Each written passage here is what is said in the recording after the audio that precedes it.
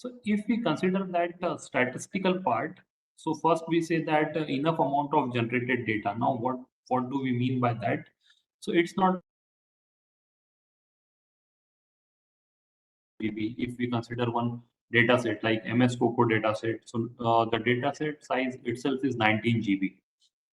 However, if we consider another data set, one ImageNet. ImageNet is a standard data set in which 1000 classes are there. So the data set size is of 180 GB.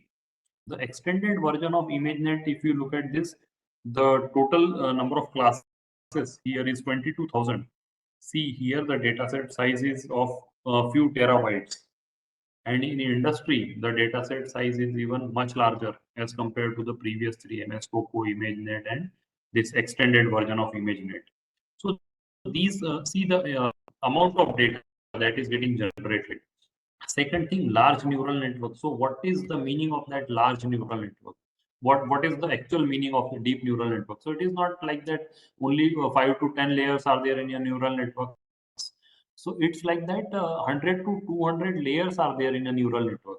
And if 100 to 200 layers are there in a neural network, then you just imagine how many parameters would be there. What is parameters? The connections, the weight and bias are nothing but the parameters of a neural network.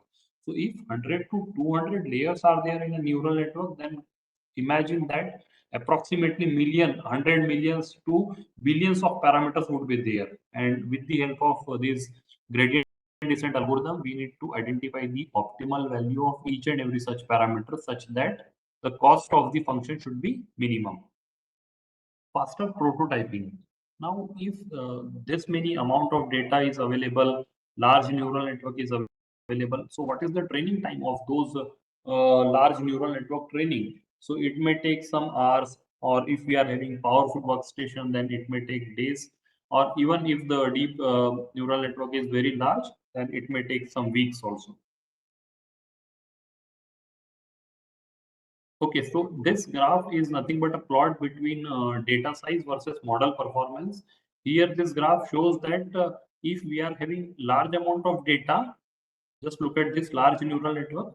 It is performing very well when the data set size is very large. Okay, and if our data set size is small, then just look at this. Compare this red line and then this blue line.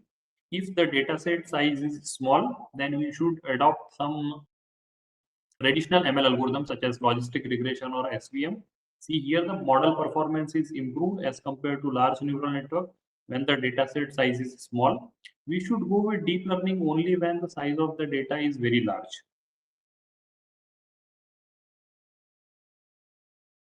So there are various types of ML algorithms like supervised, unsupervised algorithms.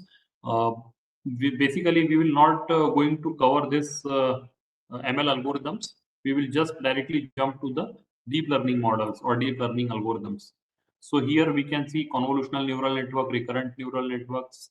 Basically, this CNN is highly utilized when we consider the images, and specifically the images related to healthcare applications. Broadly, we can classify the deep learning models in these 5 models. One is convolutional neural network. Another one is recurrent neural network. Recurrent neural network is basically used for extracting the features from the sequential inputs where the timestamp is involved. And some architectural advanced